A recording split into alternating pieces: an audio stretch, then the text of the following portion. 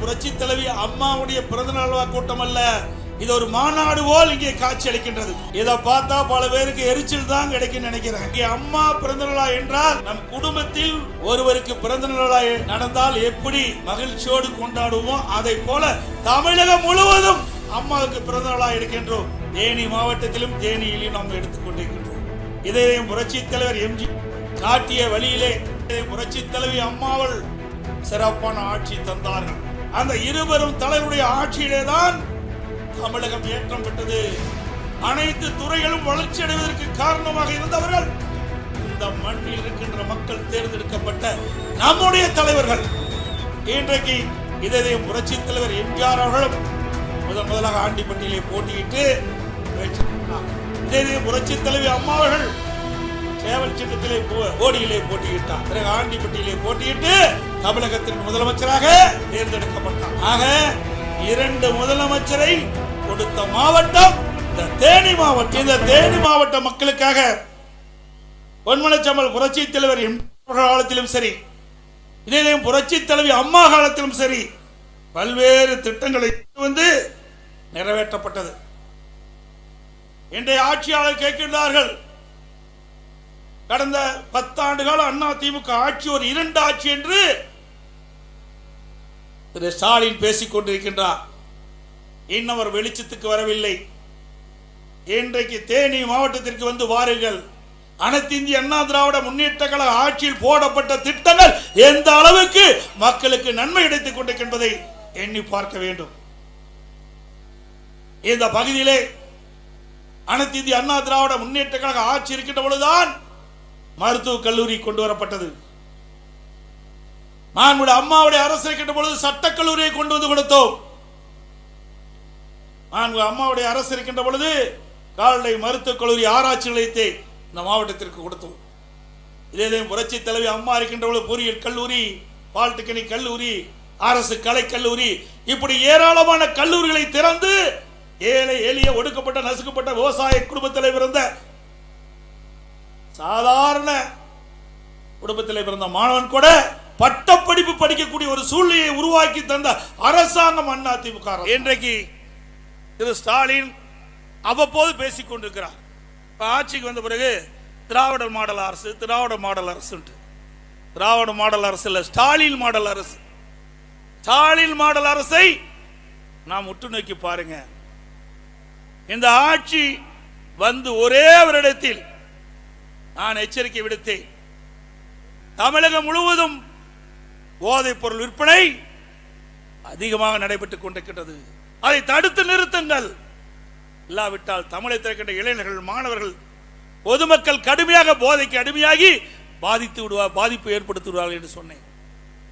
பொருட்படுத்தவில்லை. இன்றைய தினம் ஸ்டாலின் பேசுகிறார், போதைக்கு அடிமையாகாதீர்கள் என்று தொலைக்காட்சியிலே இன்றைக்கு அறிவிப்பை வெளியிட்டுக் கொண்டிருக்கின்றார். நான் சொல்லுகின்ற பொழுது கடந்த 3 ஆண்டுகளுக்கு முன்பாகவே தமிழகத்தில் போதை நடமாட்டம் அதிகமாக இருக்கின்றது, இரும்பு கரம் கொண்டு அடக்குங்கள், போதை நடமாட்டத்தை தடுத்து நிறுத்துங்கள் எச்சரிக்கை விடுத்தேன். அதை கண்டுகொள்ளவில்லை. இன்றைய தினம் எங்கே பார்த்தாலும் போதைக்கு அடிமையாகி, கஞ்சாவுக்கு அடிமையாகி பல்வேறு குற்ற நிகழ்வுகள் நடந்து கொண்டிருக்கின்றன. கொலை, கொள்ளை, திருட்டு, வழிப்பறிவு, பாலியல் வன்கொடுமை, இதெல்லாம் கஞ்சா போதை ஆசாமியால் நடைபெற்றுக் கொண்டிருக்கிறது. கொலை நடக்காத நாளே இல்லை. மாநகராட்சியில் ஒரு தீர்மானம் நிறைவேற்றிருக்கிறாங்க. ஆனா மக்களுக்கு தான் வரி போடுறான்னு சொன்னா ஆடு, மாடு, பன்றி, நாய், பூனை எல்லாம் வரி போட்ட பெருமை திரு ஸ்டாலினுக்கே சேரும். கூட விட்டு வைக்கல, நாயை கூட விட்டு வைக்கல, குதிரை கூட விட்டு வைக்கல, ஆட்டை கூட விட்டு வைக்கல. எல்லாவற்றிற்கும் வரி போட்ட ஒரே முதலமைச்சர் தமிழ்நாடு முதலமைச்சர் ஸ்டாலின். அண்மையில் பேசுகின்ற பொழுது திராவிட முன்னேற்ற கழக கட்சியின் சார்பாக அறிவிக்கப்பட்ட 525 அறிவிப்புல 90% அறிவிப்புகள் நிறைவேற்றப்பட்டதாக ஒரு பச்சை பொய்யை சொல்றார். அத்தனை மக்களை ஏமாற்றுகின்ற ஒரு மிகப்பெரிய நாடகத்தை திமுக அரங்கேற்றிக் கொண்டிருக்கின்றதை நீங்கள் எண்ணி பார்க்க வேண்டும். அதோட இன்றைக்கு விலைவாசி முன்னை முட்டுகின்ற அளவுக்கு உயர்ந்து போச்சு. அண்ணா திமுக ஆட்சியில் 40 ரூபா கொடுத்தா நல்ல அரிசி வாங்கலாம். இப்போ 60 ரூபா ஆச்சு. பொன்னி அரிசி வாங்கினா அப்போ 55 ரூபா 60 ரூபா, 75 80 ரூபா ஆகி போச்சு. கடல் நல்ல விலை அதிகம், இன்னைக்கு உயர்ந்து போச்சு. பூண்டு விலை உயர்ந்து போச்சு. இன்றைக்கு இப்படி எல்லா விலையிலிருந்து வாங்கும் சக்தி இழந்து ஏழை மக்கள் இருக்கின்ற காட்சி தான் இன்றைக்கு இந்த திமுக ஆட்சியிலே ஸ்டாலின் பேசுறார். எடப்பாடி பழனிசாமி பாரதிய ஜனதா கட்சி கண்டு நடுங்கி கொண்டிருக்கின்றார். நாங்க நடுங்கலையா? திரு ஸ்டாலின் எதிர்கட்சியா இருக்கின்ற பொழுது கருப்பு படுல் விட்டாரு, கருப்பு கொடை பிடிச்சாரு. இன்றைய தினம் ஆளுங்கட்சி வந்த பிறகு பாரத பிரதமர் சென்னைக்கு வருகின்ற பொழுது வெள்ளை குடை பிடித்தார், வெள்ளை குடை பிடித்தார். ஸ்டாலின் அவருக்கு வெள்ளை குடை வேந்தர் என்று சொன்னால் கரெக்டா இருக்கும். ஆளுகின்ற ஆட்சி இருக்கின்ற ஒரு நிலைப்பாடு, எதிர்கட்சியா இருக்கின்ற ஒரு நிலைப்பாடு, இரட்டை வேடம் போடுகின்ற ஒரே கட்சி திமுக கட்சி தான். அண்ணா திமுக பொறுத்த வரைக்கும் வேணும்னா வேணும், வேண்டானா வேண்டாம். அது பொன்மனச்செம்மல் புரட்சி தலைவர் எம்ஜிஆர் காலத்திலும் சரி, இதே புரட்சி தலைவர் அம்மா காலத்திலும் சரி, இன்றைக்கு இருவரும் தலைவர் இருக்கின்ற என்ன கொள்கை பின்பற்றினார்களோ அதே கொள்கை தான் கடைபிடித்துக் கொண்டிருக்கின்றோம். அண்ணா திமுக கட்சியை பொறுத்த வரைக்கும் யாருக்கு பயப்பட்டது கிடையாது. ஆனா திமுக அப்படி அல்ல, அங்கம் வைப்பது இந்தியா கூட்டணி. ஆனா பாரதிய ஜனதா அமைச்சர்களை அழைத்து வந்து நீங்க நாணயம் வெளியிடுறீங்க, எதுக்கு? பயம், ஏதாவது ஊழல் வழக்கில் குற்றம் சாட்டப்பட்டு வழக்கு போட்டுருவாங்க. அனைத்து இந்திய அண்ணா திராவிட முன்னேற்ற கழகத்தை பொறுத்த வரைக்கும் மடியிலே கனம் இல்லை, வழியில பயம் இல்லை. ஸ்டாலின் அவர்களே, ஏன்னா வேணும், வேண்டானா வேண்டாம். எங்களுக்கெல்லாம் திராவிட முன்னேற்ற கழக அரசு அகற்றப்பட வேண்டும் என்பதுதான். மத்திய அரசாங்கம் எங்களுக்கு கொடுக்கலைங்கிறது. இங்க பேசி என்ன பண்றது? 39 நாடாளுமன்ற திமுக கூட்டணி சேர்ந்தீங்க, நாடாளுமன்றத்தில் போய் பேசுங்கய்யா. அதுக்கு தான் மக்கள் உங்களை தேர்ந்தெடுத்து நாடாளுமன்ற ஆக்கி அங்க அனுப்பிச்சிருக்கிறாங்க. பயம், பேச மாட்டாங்க. இங்க வந்து ஆர்ப்பாட்டம் பண்ணுவாங்க, உண்ணாவிரதம் பண்ணுவாங்க, பொதுக்கூட்டம் போடுவாங்க. ஆனா டெல்லியில அவர்களுக்கு கிடைக்கின்ற அந்த அதிகாரத்தை பயன்படுத்தி நாடாளுமன்றத்தில் அழுத்தம் கொடுத்து தேவையானதை பெறுவதற்கு ஸ்டாலினுக்கு திறமை இல்லை. 2025 ஆண்டு ஜனவரி 1 முதல் 28/2/2025 வரை தமிழ்நாட்டில் 185 கொலைகள் நடந்திருக்குது. கிட்டத்தட்ட 2 மாதத்தில் 185 கொலைகள் தமிழகத்தில் நடந்திருக்கின்றன. அதே போல பெண் குழந்தைகளுக்கு எதிரான மற்றும் பெண்களுக்கு எதிரான 2 மாதத்தில் மட்டும் 273 புகார்கள் பதிவாகிவிட்டன. ஆக இந்த ஆட்சியில் சட்ட ஒழுங்கு அடியோடு சீர்கெட்டு விட்டது. இன்றைக்கு அதோட கேவலமானது, ஒரு ஏடிஜிபி அந்தஸ்தில் இருக்கின்ற பெண் காவல் உயர் அதிகாரி அவர்கள் தன் உயிருக்கே பாதுகாப்பு இல்லை என்று சொல்லுகின்ற அளவிற்கு இந்த ஆட்சியினுடைய அவலம் இருக்கிறது என்பதை நாம் எண்ணி பார்க்க வேண்டும். ஒரு ஏடிஜிபி என்றால் சாதாரண விஷயம் அல்ல. அப்படிப்பட்ட உயர் பதவியில் இருக்கின்ற பெண்ணுக்கே பாதுகாப்பு இல்லை என்றால் சாதாரண பெண்களுக்கு என்ன பாதுகாப்பு என்பதை நாம் எண்ணி பார்க்க வேண்டும். புரட்சி தலைவி அம்மா அவர்கள் துரதிருஷ்டவசமாக இறந்துடுறாங்க. அப்பா இவருக்கு முதலமைச்சர் வாய்ப்பு ஒரு சூழ்நிலை கிடைக்கப்பெறல. இவருக்கு கிடைக்காத உடனே எங்க போய் தர்ம யுத்தம் பண்ணுவார். தர்ம யுத்தம் பண்ணாரா இல்லைங்களா? இவருக்கு பதவி கிடைக்கலனா எந்த எல்லைக்கு கோட்டுக்கு வேணாலும் போவார். பிறகு ஒரு வழியா என்ன முதலமைச்சரா நம்முடைய சட்டப்பேரவை தேர்ந்தெடுத்தாங்க. மேதகு ஆளுநர் உத்தரவுப்படி சட்டமன்றத்தில் பெரும்பான்மை நிரூபிக்க வேண்டும் என்று அந்த ஆணையின்படி சட்டப்பேரவை தலைவர் சட்டமன்றத்தை கூட்டி பெரும்பான்மை நிரூபிக்கின்ற பொழுது எதிர்த்து ஓட்டு போட்டவர். நல்லா புரிஞ்சுங்க, அண்ணா திமுக ஆட்சியை அகற்ற வேண்டும், டிஸ்மிஸ் செய்ய வேண்டும் என்று எதிர்த்து ஓட்டு போட்ட மனிதர் இந்த மனிதர்.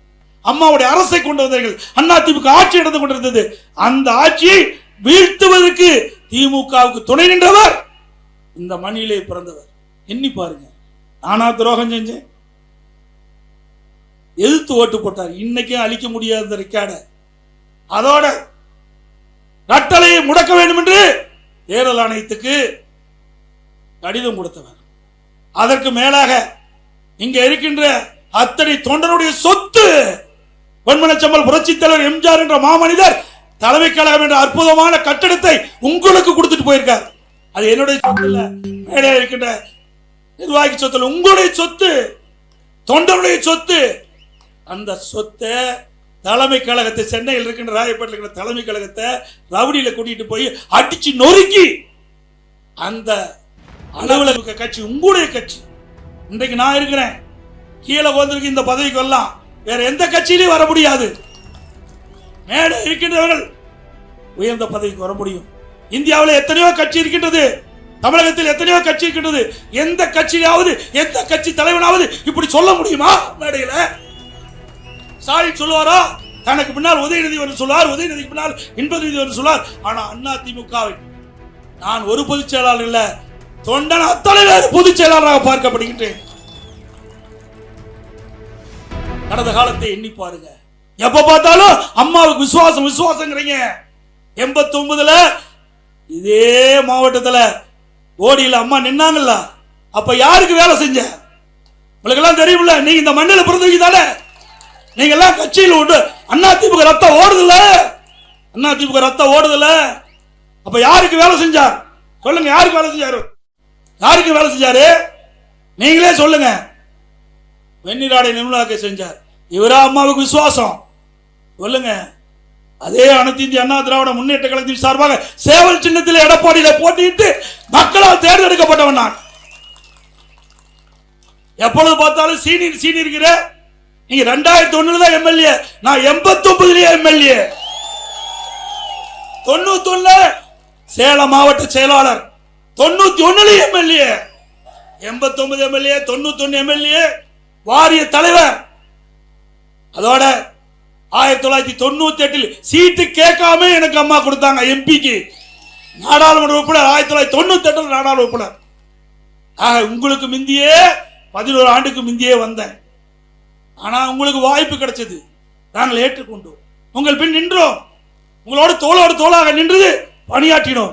ஆனால் உங்களுக்கு பதவி இல்லை என்று சொன்னால் யாரையும் ஏற்றுக்க மாட்டார். உங்களுக்கு நல்லா தெரியும், இந்த மண்ணில் இருக்கிறவங்களுக்கு என்னை விட உங்களுக்கு அதிகமா தெரியும். முழுகிற கப்பல் இல்லப்பா, இது கரை சேருகின்ற கப்பல். இந்த கப்பல்ல ஏறினவன் பிழைச்சிக்கலாம், கப்பல்ல ஏறாதவன் நடுக்கல்லே போகலாம். யார் நடுக்கல்ல போறான்னு உங்களுக்கே தெரியும். ஆக இன்றைக்கு நான் எந்த மேடையிலையும் யாரையும் தவறா பேசுனதில்லை. இவரை கூட நான் அண்ணன் தான் சொல்றேன், ஏன்னா நம்ம வயதிலே மூத்தவர். ஆனால் இவர் மற்றவருக்கு வழிகாட்டியா இருப்பதை விட்டுவிட்டு அவருக்கு பதவி கிடைக்கவில்லை என்ற காரணத்தினால் ஏதோதோ பேசிக் கொண்டிருக்கின்றார். கடவுள் ஒருத்தன் இருக்கின்றார், யார் நல்லவர் கெட்டவர் என்று முடிவு செய்யக்கூடிய காலம் வந்து விட்டது. இன்னும் ஒன்று சொன்னார், 2026 அண்ணா திமுக இருக்கார் சொன்னார். 2026 இதே மேடைக்கு நான் வருவேன், மீண்டும் அண்ணா திமுக ஆட்சி மலரும், அனைத்து கழக தொண்டனும் புத்துணர்ச்சியோட செயல்படுவான். இது இருபெரும் தெய்வங்களால் உருவாக்கப்பட்ட கட்சி.